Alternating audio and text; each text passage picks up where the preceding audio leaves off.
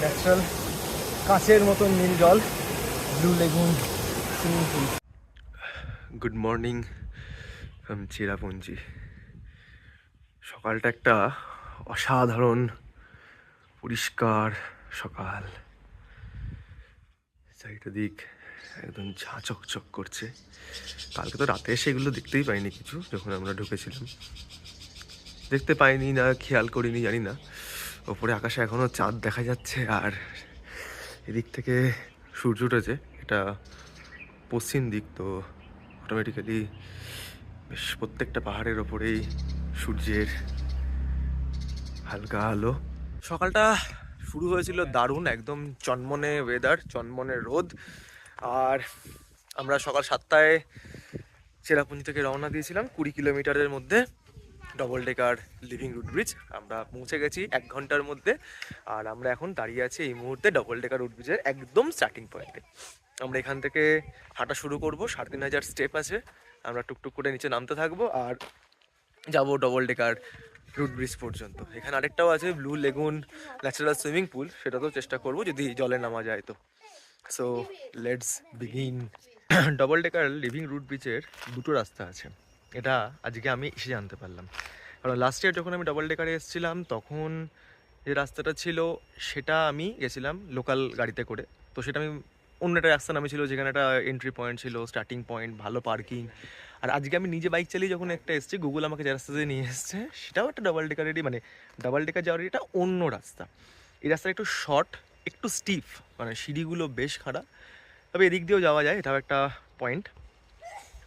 এই রাস্তাটা এরা বলছে একটু ঘুরপ্যাচের রাস্তা, এবার আমি জানি না আগের বারে যে রাস্তাটা গেছিলাম আর এই রাস্তাটা কোথায় গিয়ে জয়েন করবে।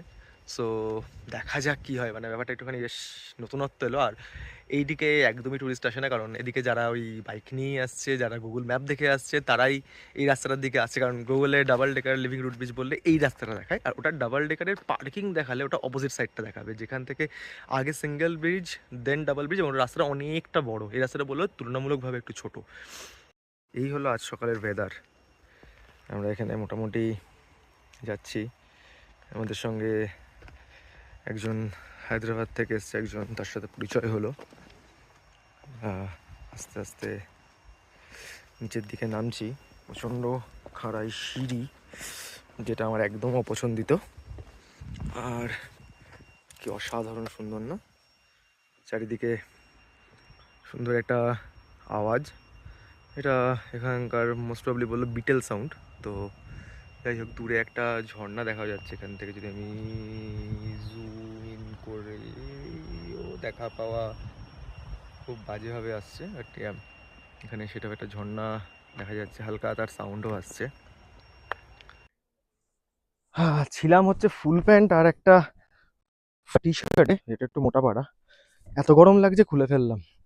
মেঘালয়ের চেরাপুঞ্জির ডবল ডেকার লিভিং রুট ব্রিজে নামতে গেলে তো গরম লাগবেই, কারণ অনেকটা সিঁড়ি নিচে নামতে হয় আর অনেকটা উপরে উঠতে হয়। তো এইবার শুরু করলো গরম লাগা। पेड़ों की छां रास्ता गीला मिट्टी की खुशबू दिल में रेला पत्तों पे धूप टुकड़ों में। ডবল ডেকারের রাস্তায় আর কত কিছু দেখতে পাবো, এখন দেখতে পেলাম হচ্ছে এই যে এক গাছ ভর্তি কমলা লেবু। প্রত্যেক বাড়িতে এখানে কমলা লেবুর গাছ, এবং প্রত্যেকটা গাছ একদম মানে কমলা লেবুতে ভরে আছে। আবার তার পাশে দেখতে পেলাম কলা গাছ, সেই কলাতে আবার মোচাও ধরেছে ছোট ছোট। তো একটা যেন উঁকি মেরে দেখলাম, একটা মোচা দেখা যাচ্ছে। গাছপালা প্রচুর, এক গাছ ভর্তি কমলা লেবু, দেখেই লোভ লাগছে, মনে হচ্ছে দুটো পেড়ে আগে মুখে দিই। ফাইনালি পৌঁছালাম আমরা ডবল ডেকার রুট ব্রিজে। এটাই রাস্তা, এখান থেকে রেনবো ফলস আর ব্লু লেগুন ওয়াটার পয়েন্ট পর্যন্ত যাওয়া যায়। এখান থেকে আমরা অলরেডি টিকিট কেটে নিয়েছি, দুজনের জন্য 50 টাকা পার হেড, 100 টাকা। আর আমরা এখন এই রাস্তা দিয়ে গিয়েই এই হলো double decker living root bridge. লোকে অলরেডি ব্রিজে ওঠা শুরু করেছে, আমরাও ওয়েট করছি ফাঁকা হবে তবে আমরাও উঠতে পারবো। আর এখানে ছোট্ট একটা ঝর্ণা, লোকে জলে ঝাপাঝাপি শুরু করে দিয়েছে। আমরা যাই নিচের দিকে, তারপরে ব্রিজের উপরে উঠছি। আর এটা হলো সে অসাধারণ সুন্দর double decker living root bridge. এখানে প্রচুর মাছ, দিকে একটা ছোট্ট জল নামছে দিক দিয়ে, আর প্রচুর মাছ জলে।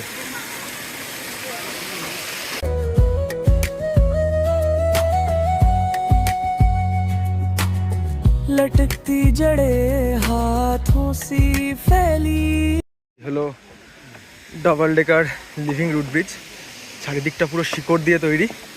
মাঝখানে একটু কাঠের পাতাদান দেওয়া আছে যাতে মানুষজন হাঁটতে চলতে পারে। আর এটা তার ভিউ, লোকজন এখানে আসছে, আমিও হাঁটছি এই ব্রিজের উপর দিয়ে গুটি গুটি পায়ে টালমাটাল খেতে খেতে পৌঁছে গেলাম। দারুণ একটা অভিজ্ঞতা, আগেও একবার নিয়েছি, আবার একবার নিলাম, বেশ মজাদার। এবার আমরা এখান থেকে যাবো ব্লু লেগন ন্যাচারাল সুইমিং পুল পর্যন্ত, দেন তারপর আমরা ব্যাক করবো। আমরা ওই রেইনবো ফলস পর্যন্ত পুরোপুরি যাচ্ছি না। তো এখন আমি অলরেডি পৌঁছে গেছি, পৌঁছে একটা ডুবকিও লাগিয়ে নিয়েছি। এটা হচ্ছে ব্লু লেগুন ন্যাচারাল সুইমিং পুলে। বাট এবার আমি আরও একবার জলে নামতে চলেছি, কারণ জলে একবার নামলে বারবার নামতে ইচ্ছা করবে। এটা তো নামতেই হবে বারংবার। আমি একবার ঘোরাই ক্যামেরাটাকে। আর এই হলো ন্যাচারাল কাঁচের মতন নীল জল, ব্লু লেগুন সুইমিং পুল। এত সুন্দর ঝর্ণা থেকে যে কী করে এই জলটা পড়ছে আমারই অবাক লাগে।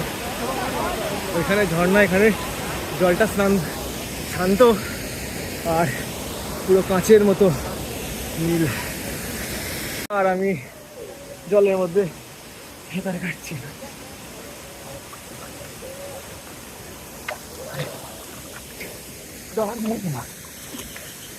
দারুণ একটা অভিজ্ঞতা।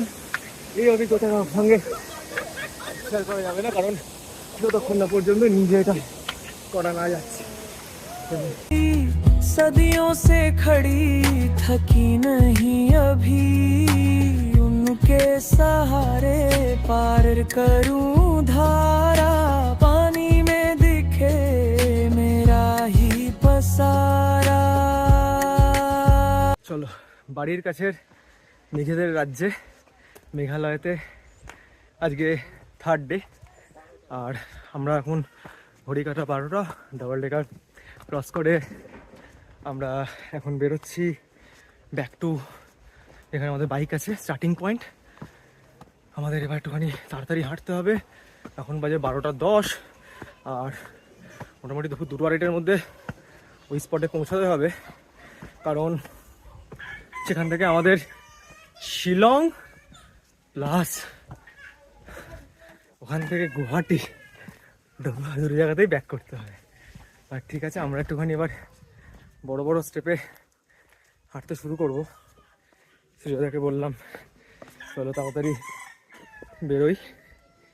তবে দারুণ অ্যাডভেঞ্চার, মেঘালয় বারবার আসো, স্বর্গরাজ্য, সত্যি অসাধারণ সুন্দর তার প্রকৃতির রূপ।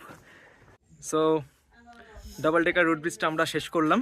একটা পুচকে ভাই আমার সাথে অন্ততই বসে আছে, যেখান থেকে আমরা সকালে শুরু করেছিলাম এই চায়ের দোকান থেকেই। আর ওই দোকানেরই ছেলেটা, বসে বসে গল্প করছিলাম। তো নতুন আর কিছুই না, পুরনোই এটা থাকবে।